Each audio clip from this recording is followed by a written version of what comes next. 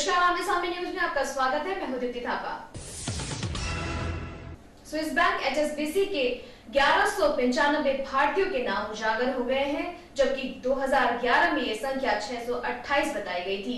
इस नई लिस्ट में देश के बड़े कारोबारी, राजनीतिक हस्तियां, हीरा कारोबारी और NRI के नाम शामिल हैं। देखिए रिपोर्ट।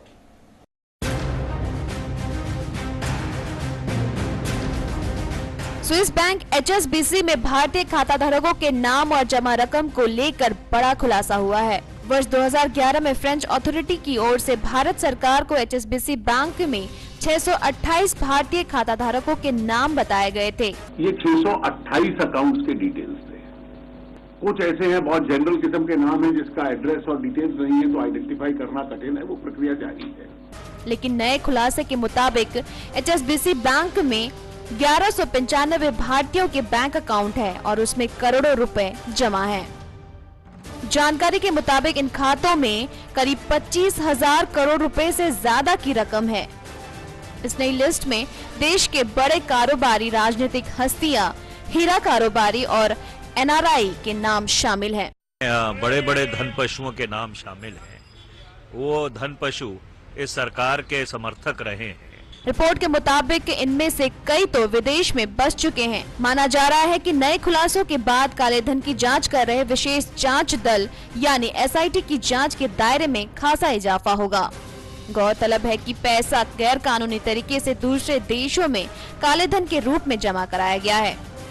इन खाता धारकों के खाते में 1500 से 1600 करोड़ रुपए तक काला धन जमा है। इन खाता धारकों की जांच सरकार आयकर विभाग को सौंप सकती है। सरकार ने ऐलान किया है कि इस मसले पर जांच 31 मार्च तक पूरी कर ली जाएगी और 31 मार्च तक ये सब SIT की ज्यूरिसडिक्शन के तहत जो सुप्रीम कोर्ट ने बनाई थी, जिसमें सुप्रीम कोर्ट के 2 रिटायर्ड जजेस हैं, ये रेवेन्यू विभाग कर रहा है। 350 के करीब की असेसमेंट पूरी हो चुकी है। बाकियों की असेसमेंट जो है वो 31 मार्च 2015 तक पूरी हो जाएगी। ब्यूरो रिपोर्ट, आमने सामने न्यूज। यूपी के जिला संभल में एक ऐसा इनामी खूंखार बदमाश को कई सालों की तलाश के बाद संभल पुलिस ने गिरफ्तार कर लिया है, जिसके ऊपर दर्जन से ज्यादा लूट और हत्या के मुकदमे दर्ज हैं। देर से ही सही, लेकिन यूपी पुलिस ने इस खूंखार बदमाश को गिरफ्तार कर लिया है और आगे की कार्यवाही जारी है।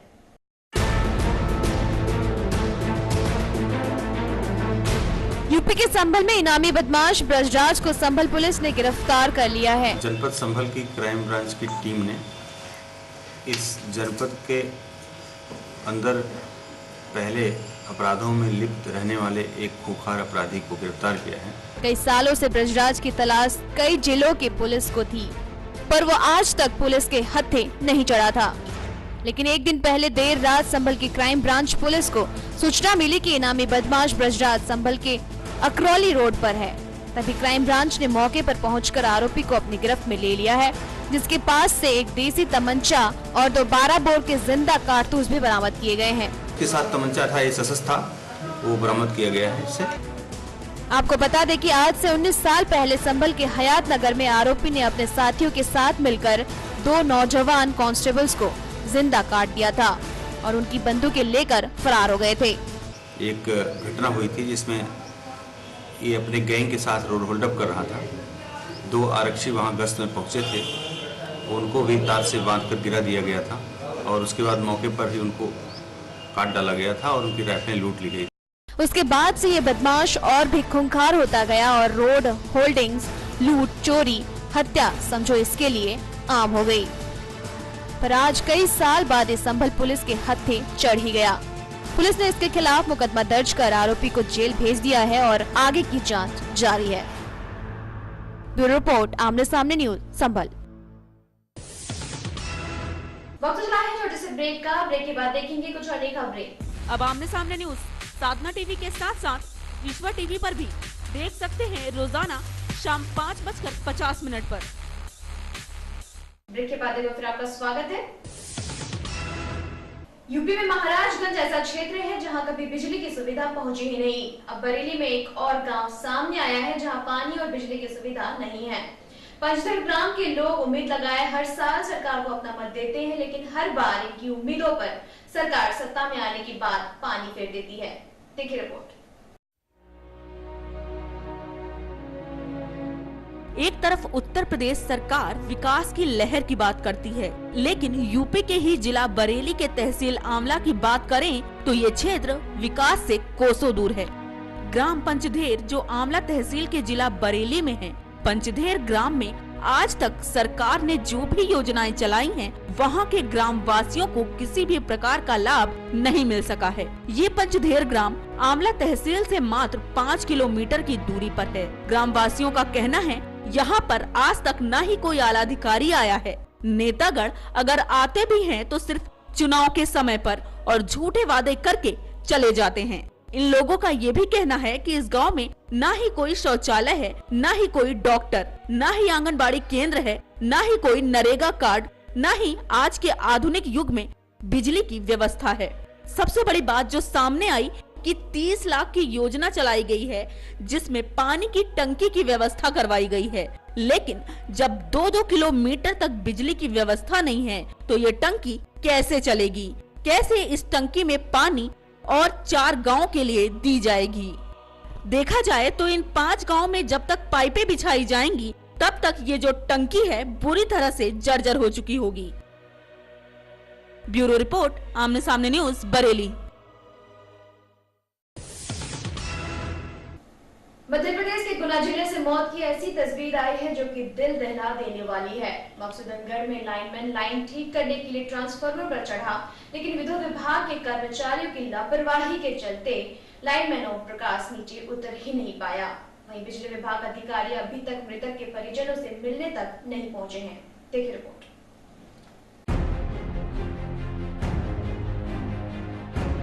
मध्य प्रदेश के गुना जिले के मकसूदनगढ़ में लाइनमैन ओम प्रकाश 11 केवी के तेज करंट की चपेट में आ गया, जिससे मौके पर ही उसकी दर्दनाक तरीके से जलकर मौत हो गई। जानकारी के मुताबिक मृतक लाइनमैन बिजली की लाइन ठीक करने के लिए ट्रांसफार्मर पर चढ़ा था। उस वक्त पावर हाउस ऑपरेटर जगदीश को फोन करके विद्युत सप्लाई बंद करा दी गई थी, लेकिन मृतक जो कि ट्रांसफार्मर पर काम कर रहा था, उसे सूचना दिए बिना सप्लाई चालू कर दी गई और उस कर्मचारी की लापरवाही ओम प्रकाश की जान पर भारी पड़ गई और सप्लाई चालू होते ही पावर हाउस से आए तेज बोल्ट के करंट ने ओम प्रकाश को जिंदा ही जला डाला। ये व्यक्ति तारों के बीच बुरी तरह से झुलस रहा है, लेकिन ये तस्वीर इतनी भयानक है कि आपको विचलित कर सकती है, इसलिए इस तस्वीर को धुंधला करके दिखाया जा रहा है। काम में व्यस्त ओम प्रकाश को करंट इतनी तेज लगा कि उसको अपनी जान बचाने के लिए गुहार लगाने तक का मौका नहीं मिल पाया। इस घटना के बाद आला अधिकारी की लापरवाही तो सामने आई ही, लेकिन ये स्थिति तब और शर्मनाक हो गई जब आला अधिकारी मृतक के परिजनों को सांत्वना देने भी नहीं पहुँचे। घटना के बाद से ही परिजनों में नाराजगी देखी जा रही है। ये तो जाति दुश्मनी जैसा काम हो गया ये तो, और उस आदमी जिसने भी ये लाइट चालू करी है उसको सख्त से सख्त सजा मिलनी चाहिए, और नहीं तो यहाँ मैं भोपाल तक नहीं छोड़ूंगा उसे। कोई अधिकारी नहीं आया, कोई भी एक भी नहीं आया अभी तक। ब्यूरो रिपोर्ट, आमने सामने न्यूज। यूपी में अब महिलाओं का घर से निकलना भी दुभर हो गया है। आए दिन महिलाओं के साथ दुराचार की घटनाएं सामने आ रही हैं। दिल्ली के बाद शायद अब यूपी भी महिलाओं के लिए सुरक्षित नहीं रह गया है। देखिए बरेली से ये रिपोर्ट। मामला है यूपी के जिला बरेली का, जहां 5वीं कक्षा की छात्रा को 4 बदमाशों ने अगवा कर लिया और कई बार बच्ची के साथ दुष्कर्म जैसी घटना को अंजाम दिया। ये छात्रा स्कूल जाने के लिए घर से निकली थी और रास्ते में 4 बदमाशों ने छात्रा को जबरन घेर लिया, जिसके बाद 4 पहिए गाड़ी में बिठाकर गन्ने की खेत में ले गए, जहां गैंगरेप जैसी घटना को अंजाम दिया। स्कूल जा रहे थे तभी 2 लड़कों ने घेर लिया था, बेल्टों से भी मारा था और थप्पड़ भी मारे थे। हाँ, गलत काम भी किया था, फोटो भी खींचे थे। 4 लोग थे। इन दरिंदों का जी यही नहीं भरा, जिसके बाद छात्रा को बदमाश जबरन होटल ले गए, जहां उसकी अश्लील तस्वीरें उतारने लगे। इस पर जब लड़की ने विरोध किया तो छात्रा से मारपीट करनी शुरू कर दी और आरोपियों ने छात्रा को उसी क्षेत्र में लाकर छोड़ दिया, जिसके बाद लड़की के पिता ने पुलिस को इस घटना की तहरीर दी और मामले में पुलिस ने 2 आरोपियों को गिरफ्तार कर लिया है। पुलिस ने बताया कि मुख्य आरोपी ने घटना को कबूला है और बाकी 2 आरोपियों की तलाश जारी है। पुलिस ने कार्रवाई करते हुए अभियोग पंजीकृत किया और जो इसका मुख्य आरोपी है उसे गिरफ्तार कर लिया गया है। लगातार महिलाओं से हो रही दुराचार की घटनाओं के बाद यूपी में महिला सुरक्षा को लेकर सवाल खड़े हो गए हैं और शायद अब दिल्ली के बाद यूपी में भी महिलाएं सुरक्षित नहीं रह गई हैं। ब्यूरो रिपोर्ट, आमने सामने न्यूज, बरेली।